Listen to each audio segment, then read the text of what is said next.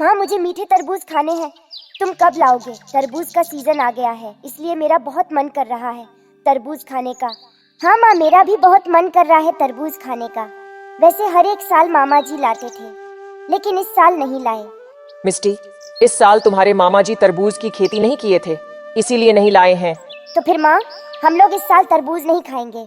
तुम दोनों चिंता मत करो, मैं तुम दोनों के लिए मीठे तरबूज जरूर लाऊंगी। मीनू चिड़िया और गौरी चिड़िया दोनों तरबूज की तलाश में जंगल में जा रहे थे और आपस में बातें कर रहे थे। अरे मीनू मौसी, आप तरबूज का खेत देखी भी है, या फिर फोकट का अपने साथ मुझे भी थका रही है। इतनी दूर आ गए हैं, लेकिन अभी तक एक भी तरबूज का खेत नहीं मिला। अरे गौरी, चलना है तो चल, नहीं तो यहीं से वापस चली जा। मैं अकेली ही चली जाऊंगी मीठे तरबूज के खेत में और पेट भर के खाऊंगी, क्योंकि इस जंगल के बाद वाले जंगल में ही तरबूज की खेती होती है। नहीं नहीं मीनू मौसी, मैं तो मजाक कर रही थी। मुझे मीठे और रसदार तरबूज बहुत पसंद है, इसीलिए मैं तो वापस नहीं जाने वाली हूँ। कालू कौवा गांव से एक तरबूज का टुकड़ा लेकर अपने घर आ जाता है। ये लो राजू बेटा, मैं तुम्हारे लिए तरबूज लाया हूँ, आओ जल्दी से इसे खा लो। राजू तुरंत तरबूज को खाने लगा। टुकड़ा छोटा था, इसीलिए वह उसे झट से खा गया और बोला, पापा, मुझे और तरबूज चाहिए। बेटा, अब कल फिर मैं तुम्हारे लिए तरबूज लाऊंगा, ज्यादा जिद मत करो। नहीं, मुझे अभी चाहिए, मुझे बहुत भूख लगी है। राजू बेटा चलो, मैं तुम्हें खाना खिला देती हूँ। नहीं, मुझे खाना नहीं खाना है। अब जब तक आप लोग मेरे लिए मीठे तरबूज नहीं लाएंगे, तब तक मैं खाना नहीं खाऊंगा। कालू जी, अपने बगल वाले जंगल में ही तो तरबूज की खेती होती है, तो क्यों ना हम लोग वहीं से तरबूज लाए। अरे नहीं नहीं सुंदरी, उस जंगल में मैं नहीं जाऊंगा, वहां शिकारी चीलों की बस्ती है।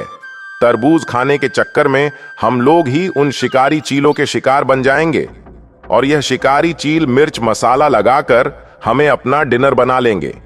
इससे अच्छा है कि हम राजू को घर पर ही कुछ बनाकर खिला दें। मुझे तरबूज के अलावा कुछ भी नहीं खाना है। कालू जी, चलिए ना हम लोग चुपके से एक तरबूज चुरा लाएंगे, जिससे चील शिकारियों को पता भी नहीं चलेगा। आज तुम माँ बेटे के चक्कर में मेरी जान जाने वाली है। अरे मैं तो इस नालायक को पैदा करके ही सबसे बड़ी गलती कर दिया हूँ।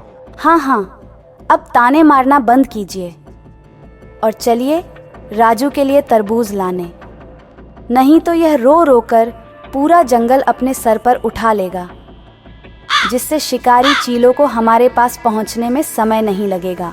अरे मैंने तो वह तरबूज का टुकड़ा लाकर ही बहुत बड़ी गलती कर दिया। अगर नहीं लाया होता तो आज मौत के मुंह जाने का नौबत नहीं खड़ा होता। हाँ हाँ, अब चलिए भी। तब तक मीनू चिड़िया और गौरी तरबूज के खेत में पहुंच जाते हैं। अरे वाह मीनू मौसी, आप सच में ही मुझे मीठे तरबूज की खेत में लेकर आ गई।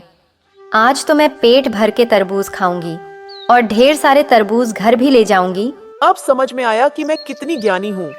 मुझे सब पता है कि कहाँ कहाँ खाने के लिए भोजन मिल सकते हैं, तभी तो पूरे जंगल के पक्षी मेरी बात मानते हैं। हाँ मीनू मौसी, अब से मैं आपके साथ ही भोजन की तलाश में निकलूंगी। ठीक है, अब जल्दी से मीठे मीठे तरबूज ढूंढ लो, हमें यहाँ से चलना भी है। दोनों मीठे तरबूज ढूंढने लगती हैं।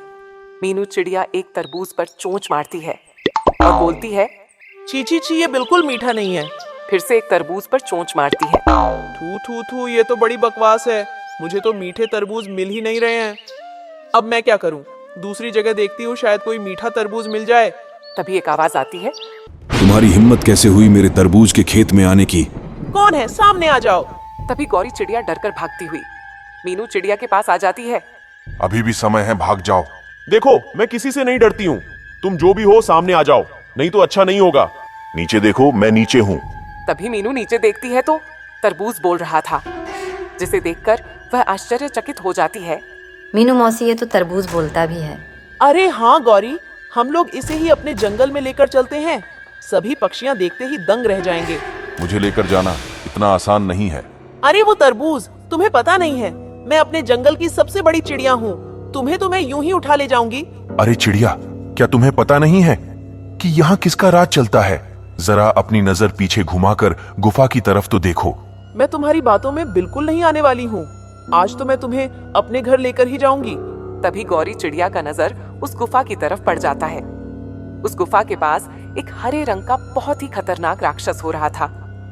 गौरी बहुत ही ज्यादा डर जाती है और मीनू चिड़िया से बोलती है, मीनू मौसी पीछे देखो, पीछे। गौरी, अब तू भी मुझे भटकाने की कोशिश मत कर। अरे मीनू मौसी एक बार देख तो लो। अरे हाँ हाँ चिड़िया, एक बार देख तो लो। शायद कुछ देर में तुम किसी को देखने लायक ही ना बचो। तुमसे तो मैं बाद में बात करूंगी, पहले इस गौरी को सही कर लेने दो। मीनू मौसी तुरंत गौरी को एक थप्पड़ लगा देती है। तुझे इन चिल्लों से डरने की क्या जरूरत है? क्या तुझे पता नहीं है कि तू मीनू चिड़िया के साथ आई है? यह चील तो मेरे नाम से ही थरथराने लगते हैं। लेकिन यह तो चील है ही नहीं। मीनू चिड़िया का नजर उस राक्षस पर पड़ जाता है। अरे गौरी, ये तो राक्षस है, जल्दी भाग यहाँ से, नहीं तो भागने लायक नहीं रहेंगे। लेकिन मीनू मौसी, ये तरबूज तो ले लीजिए। अरे गौरी जान बच जाएगी तो बहुत से तरबूज मिलेंगे, भागो जल्दी यहाँ से। अरे क्या हुआ चिड़िया, सारी हवा निकल गई क्या? अब नहीं ले जाओगी मुझे? आओ ना ले चलो मुझे भी। मीनू चिड़िया और गौरी चिड़िया दोनों वहाँ से भाग जाते हैं। कालू कौवा और सुंदरी कवि दोनों कुछ देर उड़ने के बाद उस जंगल में पहुँच जाते हैं। सुनो सुंदरी, जल्दी से एक तरबूज तोड़ और यहाँ से चल। मुझे बहुत ही ज्यादा डर लग रहा है। हाँ हाँ, इतना डरने की जरूरत नहीं है। पहले एक मीठा तरबूज मेरे बच्चे राजू के लिए ढूंढ लेने दो। दोनों मीठे तरबूज ढूंढने लगते हैं।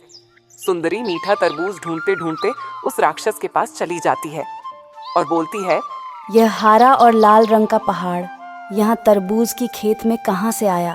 इतना सोचकर सुंदरी चिड़िया उस राक्षस के शरीर पर कूदने लगी। तभी कालू का नजर उस पर पड़ जाता है। अरे सुंदरी, जल्दी भागो वहाँ से। अरे कालू जी, यह कितना नरम पहाड़ है, इस पर कूदने में बड़ी मजा आ रहा है। आप भी आ जाओ, थोड़ी देर बाद तरबूज लेकर चलेंगे।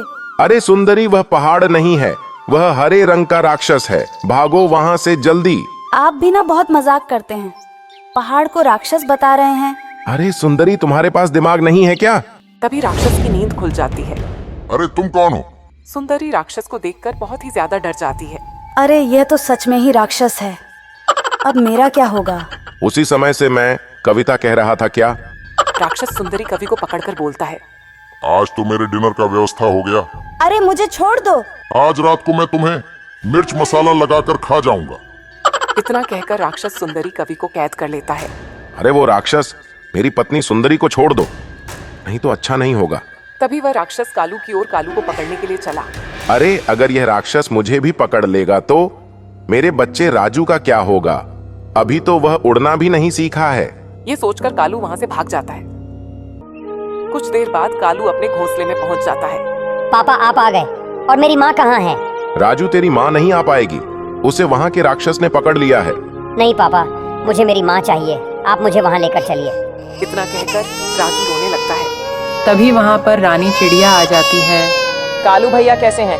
रानी, मैं तो ठीक हूँ, तुम बताओ आज मेरे पास किस लिए आई हो?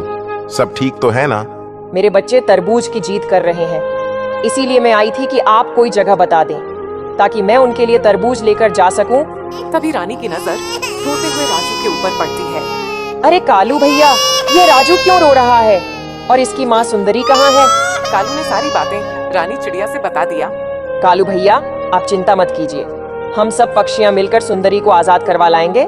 सभी पक्षियाँ एक जगह एकत्रित हो जाते हैं। हम सभी को मिलकर सुंदरी को आजाद करवाना होगा। ना ना ना, मैं तो नहीं जाऊंगी, उस राक्षस के पास वह हमें चटनी बनाकर खा जाएगा। रानी, मैं एक बाबा को जानता हूँ जो कि उस राक्षस के बारे में अच्छे से जानते हैं और वह उसे मारने की सलाह देंगे। अगर हमने उसे मार दिया तब तो सुंदरी के साथ साथ हमें तरबूज भी मिल जाएंगे। अरे मुझे भी तरबूज चाहिए। तब मीनू चिड़िया बोली, अरे मैं भी चलूंगी तुम लोगों के साथ में। लेकिन आपने तो मना कर दी थी। अरे रानी, मैंने सोचा कि तुम अभी छोटे पक्षी हो और मैं इस जंगल के बुजुर्ग पक्षी हूँ, इसीलिए तुम्हारे साथ मेरा होना जरूरी है। अब जल्दी चलो बाबा के पास। सभी पक्षियाँ वहाँ से चल देते हैं और कुछ ही देर में बाबा के पास पहुँच जाते हैं। क्या बात है पक्षियों, आज तुम सब मेरे पास क्यों आए हो? बाबा जी, आज हम सब एक बहुत ही बड़ी मुसीबत में हैं। हमें आपकी मदद की आवश्यकता है। कैसी मुसीबत है? मुझे बताओ, मैं तुम सबकी मदद जरूर करूंगा। रानी ने सारी बातें बाबा जी को बता देती है।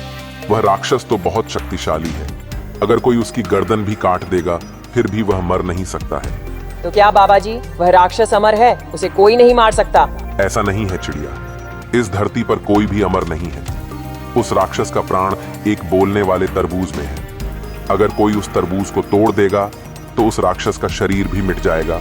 मैं उस तरबूज को देखी हूँ कि वह कहाँ पर है। लेकिन वह तरबूज अब हमारी सारी बातें जान चुका होगा और उस राक्षस को सतर्क कर चुका होगा, इसीलिए ध्यान से जाना। शुक्रिया बाबा जी, हम इस बात का ध्यान रखेंगे।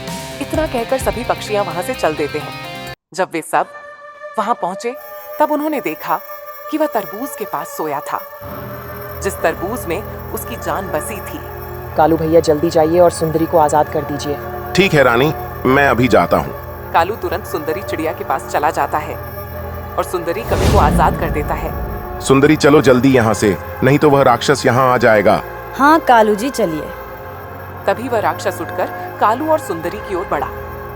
तब रानी ने तुरंत उस तरबूज को अरे तरबूज किसने तोड़ दिया? राक्षस तुरंत वहीं पर मर जाता है और उसका शरीर मिट जाता है। देखा, आज मेरी हिम्मत के चलते सुंदरी की जान बच गई। आपकी हिम्मत से नहीं मीनू मौसी, रानी की साहस और दृढ़ संकल्प से सुंदरी की जान बच पाई है। हाँ हाँ, मेरे कहने का मतलब भी वही था। शुक्रिया रानी, आज तुम्हारी वजह से मेरी पत्नी सुंदरी कवि की जान बच पाई। हाँ रानी, मैं हमेशा तुम्हारी आभारी रहूंगी। इसमें सिर्फ मैं ही नहीं हूँ, हम सभी ने मिलकर उस राक्षस को मारा है। अब जल्दी जल्दी तरबूज ले लो और चलो, नहीं तो वहाँ से शिकारी चील आ जाएंगे। ये इलाका उनका ही है। लेकिन मीनू मौसी, आप तो बोल रही थी कि आपके डर से चील थर थर कांपते हैं। मैं तुम्हारी हिम्मत को बढ़ाने के लिए बोली थी। अब जल्दी चलो सब। सभी पक्षियां एक एक तरबूज लेकर वापस अपने घर की ओर चल देती हैं।